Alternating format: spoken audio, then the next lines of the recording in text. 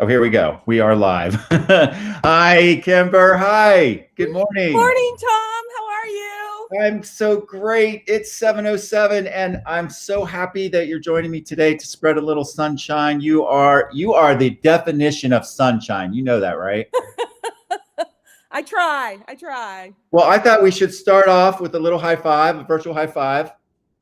Oh, yeah. Keep going. Keep going. This Yeah. is great. Yes. All right. See, we are ready to go. So this is 7 minutes of sunshine. Sometimes it's a little longer. Probably will be today. And I have Kimber Perfect. And I'll tell you, she is perfect in every way. Kimber is a very good friend of mine, and we were just chatting that she is one of the first folks in Columbus that got to meet my husband, which was an honor of mine. And she currently is Deputy Chief of Staff for Communications for the Mayor's Office here in Columbus, and is is in charge of all the communications around COVID, which I'm sure Kimber will share some more, and how lucky we are because your experience in communications is crazy over the top. I was just looking at your profile, and it's like, so you did communications work for Columbus College of Art and Design, Paul Worth and Associates, Kappa, Buckeye Ranch, COSI, and the Limited. You have been busy. You have done a lot, haven't you? And then you have been a tremendous ally to the LGBTQ community, helping a lot with Equality Ohio, serving on the board, and really helping them quite a bit in the early days. And then you joined me on the steering committee for Stonewall to help raise money to build that beautiful new center. So thank you for all that hard work. Oh, my pleasure. My pleasure, Tom. This is a great community, and we all come together around these very significant issues and initiatives. But one correction, my real name is Kim Doing the Best I Can. So let's get that straight. Right off. Well, in my eyes, you're perfect in every way. And you were in the same class for the YWCA Women of Achievement with my sister Jane. I remember that very well. Honor. So here we have my second Woman of Achievement. Well, I think I actually have a couple more, but I am so thrilled that you've agreed to share your values and superpower. I think it's and shine a little light on that and spread a little sunshine today. So I'm going to kind of turn this over to you and allow you to go through your values and superpower. So you go for it. Thank you, Tom, and good morning, everyone. So first of all, I want to share my very first value, which is family. My family is the center of my universe. I have two children, Jenny and Zeb, and I have a son-in-law, Tim, and a daughter-in-law, Emily. And I have 5 grandchildren, Brandon, who's 27, Alex, who's 19, AJ is 13, Ethan is 11, and Eva, who you see there on the right, with one leg in front of the other, my little blonde Eva, is 6. So over the last 28 years, as I said, my oldest grandson is 28, I have seen these children, any combination of them or one-on-one, every week for the last 27 of the 28 years. Obviously, the gap is the last year. That's been hard. It's been really hard. We have ways of connecting, but we're not having sleepovers. We're not having our outings that we normally have. So when we all come out of this pandemic, the first thing I'm going to do is make up for lost time with these kiddos. And I hope that is sooner than later. But meanwhile, we all have to do the right thing right now, especially during the holidays, keeping our gatherings small so we keep all of our loved ones safe. And I also think we need to be remembering those who we're losing every day through this pandemic. We can't lose sight of the 3,000 families yesterday who lost a loved one, nor can we lose sight of the 3,000 families today who are going to lose a loved one. So let's all do the right thing by those families and make good decisions over the next several weeks as we await for this vaccine. My second value is empathy. And I shared with Tom this photo that I shared a few weeks ago on Facebook with President-elect Joe Biden. At the time this picture was taken on the left of the screen, he was Vice President Biden, and he'd come to Columbus for my friend, Governor Ted Strickland, who I have the honor to work for. And this was June of 2016. So his son had died the previous year of a glioblastoma, which is the worst of the brain malignancies. I'm sure you're familiar with his son Beau's tragic passing. Well, my mother died of the same thing. So when I said to Vice President Biden, I extended my sympathy for the loss of his son Beau, and at the moment that I let him know that my mother had passed from the exact same brain cancer, this was what happened next. I mean, this is empathy. I know we've all heard the stories about him. It is true. So then a year later, I again had an opportunity to be with the vice president. He was now the former vice president. And it was 2017. He had come in for Pelotonia, and it was the night before. And again, I was invited for a photo op. But some things had happened to me in the meantime. First of all, the previous summer, not long after I met him, I was struck by a motorist while training for Pelotonia, actually. And this was up along Lake Erie. I was rendered a paraplegic. I was med-flighted to Wexner Medical Center. I was actually in the hospital for 2 weeks, including during Pelotonia that year. Thankfully, I had a great recovery thanks to the fabulous docs and health care workers at Wexner Medical Center. But then 10 months after that, I suffered sudden cardiac arrest, not once, but twice. First on the street, where I was brought back to life by some wonderful people, and then again in the hospital at Grant. So I was not allowed, that was in June, so I was not allowed to ride Peloton, even though I just ridden my bike 6 days in a row before that sudden cardiac arrest happened. So again, I'm with the vice president. I'm wearing my team jersey, my Team Columbus jersey. I'm so excited for Peloton, even though I'm not permitted to ride. And he looks at me and he goes, "So, are you riding tomorrow?" with all this enthusiasm. And I was just kind of dumbstruck. I was like, I'm like, I can't do this to him again.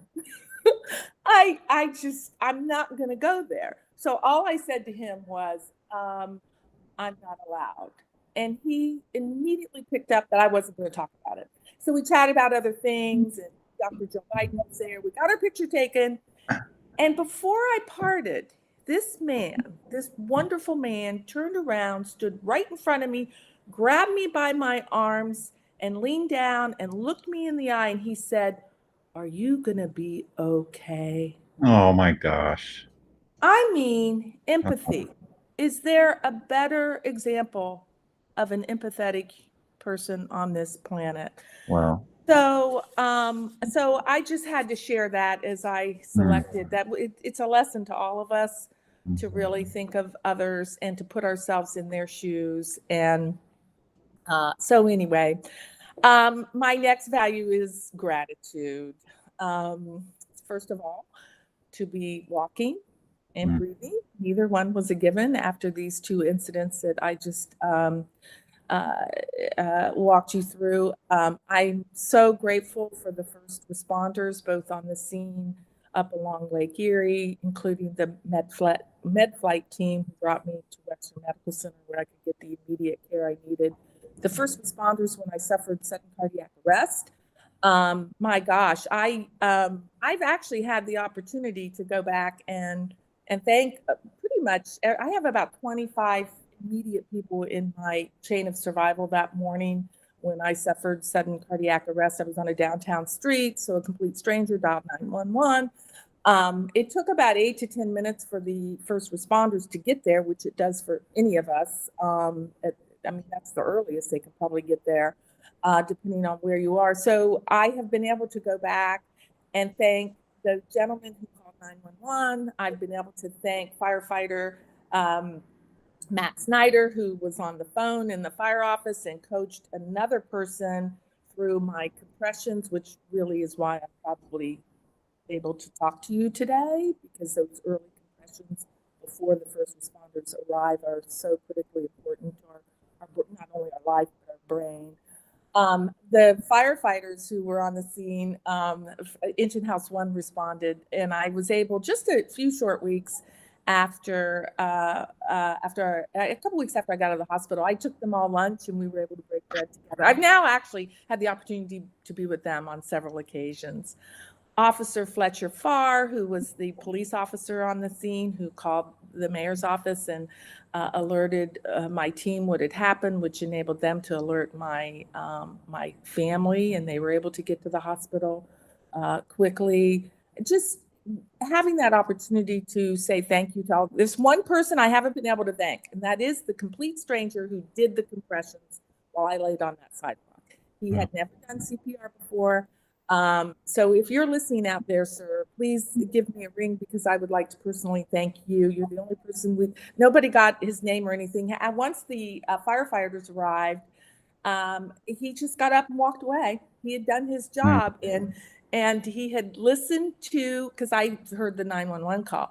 He listened closely to firefighter Matt Snyder and did exactly what he was told to do. And I heard this man, who I don't know, say, "So do I have to give her mouth to mouth?" I mean, he was even asking questions, you know. And another thing in terms of gratitude that I did early on after that was I went and I took a 4-hour CPR course. So if ever I'm in that situation to help somebody else like I was helped, I'm prepared to do that. I'm grateful for my family and my family's health. And again, my heart is so heavy for those families who have lost loved ones due to COVID. I'm grateful for a job, as Tom mentioned, that allows me to have an impact. We have a really big campaign going right now, first leading up to the Thanksgiving holiday. And then now leading up to Christmas, and we'll have a new campaign for New Year's and a new campaign in the new year around the vaccine. Very important for people to understand what they should be doing right now. So our theme right now is a full heart doesn't mean a full house. I actually have planned Christmas in July for my family. I didn't put up my tree yet. I'm going to put it up in July. They don't know it yet, so don't tell them, but there is going to be an ugly swimsuit competition in July. And so anyway, they do know about the party though, because they're all excited to come. So we just have to really keep those gatherings just to your immediate household. So I'm grateful for the opportunity to help folks in our community understand the importance of that. I'm grateful for my little pooch, my little Miss Precious Perfect, who's asleep next to me here. She has cancer and she's responding really well to the cancer. So I'm grateful for that. And I'm just going to stop there because honestly, we need to move on. I could be here all day though, counting my blessings. 2020 is no different from any other year in that I'm really trying to look at my glasses half full. And that's why gratitude fills my heart. My next value is education. So I got my degree as a returning student. I was in my 30s. I was a single mom with 2 school-age kids. And I'll just go really quickly about this because I know we're running out of time. But this is an important value for me because my education enabled me to give my children the life they deserved and to give myself the life I deserved. And this career that Tom, just ran through, I'm so blessed with that career. But I left my husband on a Friday and I enrolled in college the following Tuesday. Now, when I woke up that Tuesday morning, I did not have a clue I was going to enroll in college, but nevertheless, at the end of that day, I did. So education is another value I treasure. My superpower is resiliency. Now, I won't be around to see it, but I would be darn surprised if my kids didn't just put one word on my tombstone, resilient.